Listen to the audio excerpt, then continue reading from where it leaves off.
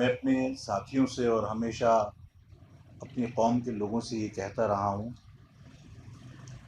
کہ جو قومیں اپنا ماضی یاد نہیں رکھتی اور اس ماضی کی غلطیوں سے سبق نہیں سیکھتی اور ان غلطیوں کا ادراک کر کے دوبارہ اس کو نہ دہرانے کا عزم نہیں کرتی، وہ اندھیری کھائی کی طرف سفر کر رہی ہوتی ہیں۔ آج اس چھوٹی سی مختصر سی دعائیہ تقریب کا اہتمام بھی اسی لیے کیا کہ میری قوم اور پاکستان کا ہر شہری وہ اپنے ماضی کو یاد رکھے، اور تلخ ماضی ہمیں بہت کچھ سکھاتا ہے۔ اس 16 دسمبر کو ایک سانحہ APS کا ہوا جس میں معصوم بچوں کے خون سے ہولی کھیلی گئی۔ اولاد کسی سویلین کی ہو یا کسی فوجی افسر یا کسی فوجی سپاہی کی، اولاد اولاد ہوتی ہے، اور اس کا دکھ ہر ماں باپ پاکستان کا ہر شہری محسوس کرتا ہے۔ اب سوال یہ پیدا ہوتا ہے کہ APS کے پیچھے اس کے ہینڈلرز کون تھے؟ APS میں جو گھنٹوں خون خرابہ ہوتا رہا، تو یہ سیکیورٹی فیلئر کا ذمہ دار کون تھا؟ ہم ہمیشہ کسی بھی واقعے کی مذمت کر کے اور من و مٹی کے نیچے ہم انسانی نقصان کو دفن کر دیتے ہیں۔ بلا شبہ بہت دکھ اور تکلیف کا لمحہ ہے جو سانحہ APS ہے، لیکن ضرورت اس بات کی بھی ہے کہ اس کو کسی بند فائل کا حصہ بنانے کی بجائے اس کے جو پس پردہ جو حقائق ہیں وہ عوام تک آنے چاہیے۔ میں APS کے جو معصوم شہداء ہیں، بچے ہیں، ان کے والدین کے ساتھ پھر دوبارہ اپنی ہمدردی اور دعا کے ساتھ کہ اللہ تعالیٰ ان کو یہ صدمہ برداشت کرنے کی توفیق عطا فرمائے، ان کے ساتھ یہ یکجہتی کا اظہار کرتا ہوں۔ میری قوم اور پاکستان کا ہر شہری اس سانحے سے پہلے ایک بہت بڑے سانحے سے دوچار ہوا، اور وہ سانحہ تھا سانحہ مشرقی پاکستان۔ وہ مشرقی پاکستان جس کی اکثریت اس پاکستان کو بنانے میں، قربانیاں دینے میں سب سے آگے تھی۔ سب کو اس بات کا پتہ ہے کہ 1947 سے پہلے جو مسلم لیگ کے الیکشنز ہوئے، اور ظاہر ہے میں ہر جگہ یہ کہتا رہا ہوں کہ مسلم لیگ ہو یا کوئی بھی سیاسی جماعت جب ووٹ مانگتی ہے تو اس کے مینیفیسٹو کو، اس کے نعرے کو، اس کی سوچ کو ووٹ پڑتا ہے۔ اور ظاہر ہے مسلم لیگ نے جو نعرہ دیا تھا وہ یہی تھا کہ بر صغیر پاک و ہند کے 10 کروڑ مسلمانوں کے لیے ایک علیحدہ وطن چاہیے، اور بٹ کے رہے گا ہندوستان، لے کے رہیں گے پاکستان، یہ نعرہ تھا۔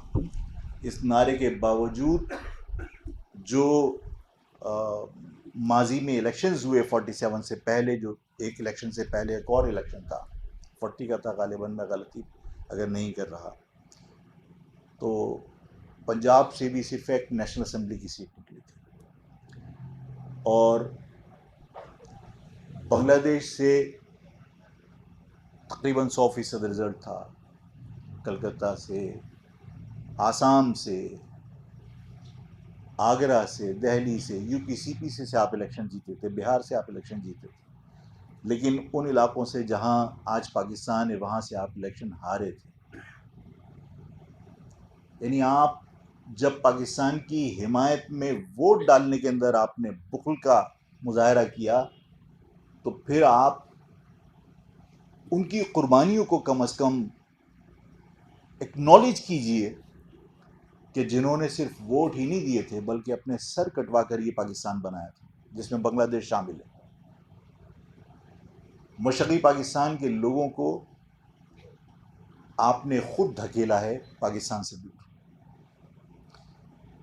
اور یہ تلخ حقیقت اس لیے یاد رکھنی چاہیے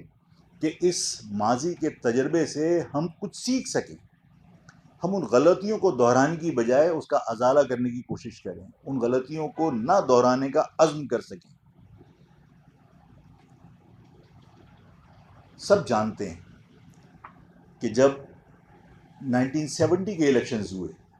تو 1970 کے الیکشنز کے اندر 300 سیٹیں تھیں نیشنل اسمبلی کی، مشرقی پاکستان اور مغربی پاکستان کی۔ مشرقی پاکستان کی آبادی 55% تھی، لیکن آپ نے دونوں یونٹوں کو، مغربی اور مشرقی پاکستان کو، ایک ایک یونٹ ڈکلیئر کر کے آدھی آدھی نشستیں تقسیم کی۔ اس ناانصافی پر بھی بنگلہ دیش خاموش رہا، اور اس کے بعد جب الیکشنز ہوئے تو 300 سیٹوں میں سے 180 سیٹیں مسلم لیگ مجیب کی پارٹی جیت گئی، اور صرف 80 نشستیں جو ہے وہ پاکستان یہ ذوالفقار علی بھٹو کی جو پیپلز پارٹی کی 80 نشستیں جیت سکی۔ اصولاً ہونا تو یہ چاہیے تھا کہ آپ جمہوری روایت کے مطابق جس کی 180 نشستیں ہیں اسے حکومت بنانے کی دعوت دیتے،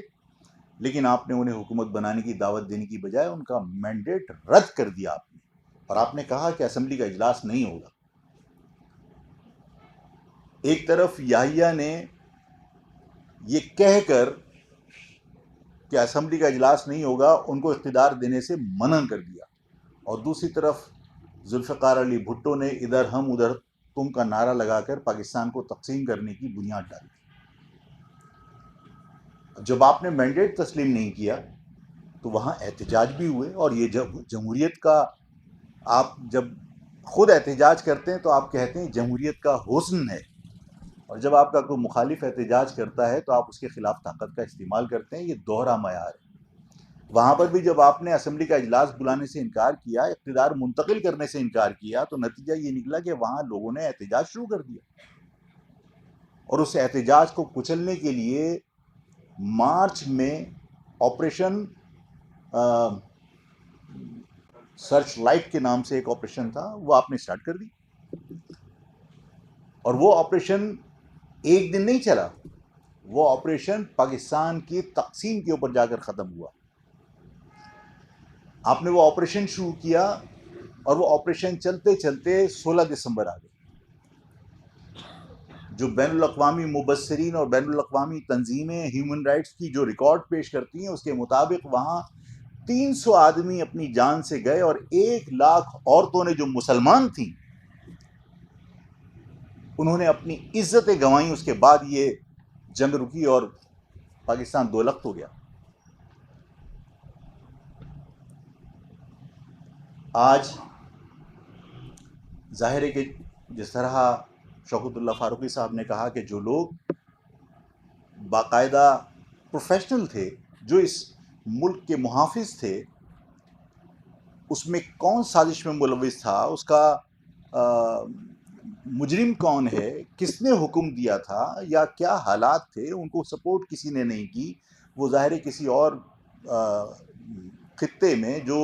آپ سے بالکل الگ بہت دور تھا، وہاں ان کو رسد نہیں پہنچائی گئی، ان کی مدد نہیں کی گئی۔ کیا حالات تھے مجھے نہیں معلوم،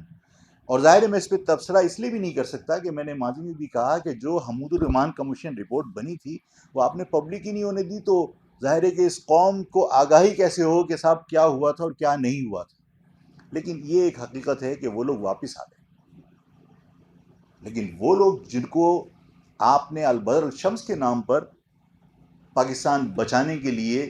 متحرک کیا تھا، انہوں نے آپ کے شانہ بشانہ قربانیاں دیں، اور بے پناہ قربانیاں دیں۔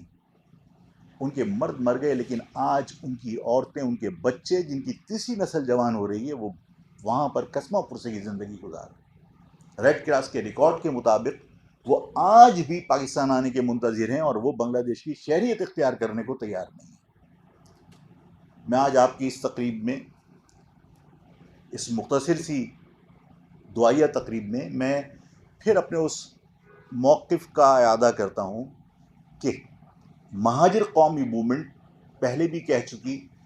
کہ جو مہاجر قوم سے تعلق رکھنے والے لوگ ہیں، چاہے وہ دنیا کے کسی کونے میں ہوں، وہ بھیک نہیں مانگتے، وہ آپ کے اوپر بوجھ نہیں بنیں گے، آپ کی معیشت کو سہارا دیں گے۔ ہنرمند لوگ ہیں، غیرت مند لوگ ہیں، ان کی قوم کے لوگ یہاں موجود ہیں جو ان کو بسانے، ان کو لانے کے تمام اخراجات اٹھانے کو تیار ہیں۔ میں اپنے اس موقف کو پھر دہراتا ہوں کہ پاسپورٹ جاری کرنا میرے بس میں یا میری ذمہ داری نہیں ہے۔ پاکستان کی گورنمنٹ کی ذمہ داری ہے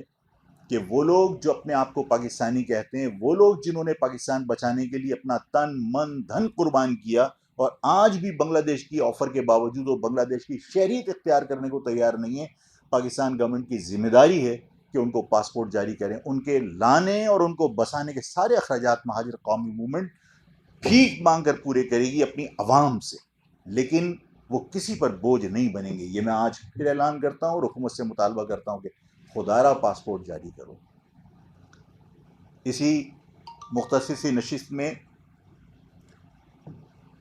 پاکستان کے حکمرانوں کے لیے جن کی رونیت نظر آ رہی ہوتی ہے، جن کی فرعونیت نظر آ رہی ہوتی ہے، بہت مختصر سا ایک جملہ میں کہہ کر اپنی گفتگو کو کوشش کروں گا کہ سمیٹ لوں، پھر دعا کر کے اس نشست کو ہم ختم کریں گے کہ طاقت کا استعمال یا تو دشمن کے خلاف ہوتا ہے یا پھر دشمن بنانے کے لیے ہوتا ہے۔ اس پاکستان میں پاکستان کی عوام کے خلاف طاقت کا استعمال دشمن پیدا کر رہا ہے۔ پاکستان کی عوام کے خلاف ان کو اظہار رائے کی آزادی ہونی چاہیے، انہیں کوئی تکلیف ہو تو وہ احتجاج کر سکیں پرامن طریقے سے۔ جمہوریت کا گلا گھونٹ کر طاقت کا استعمال کریں گے تو میں جملہ پھر دہراتا ہوں کہ طاقت کا استعمال یا تو دشمن کے خلاف کیا جاتا ہے یا دشمن بنانے کے لیے کیا جاتا ہے۔ طاقت کے استعمال سے گریز کیا جائے۔ میں اس نشست میں دعا کر کے اس نشست کو ختم کرتا ہوں۔ بسم اللہ الرحمن الرحیم، الحمد للہ رب العالمین والعاقبۃ للمتقین، سبحان اللہ والحمد للہ ولا الہ الا اللہ واللہ اکبر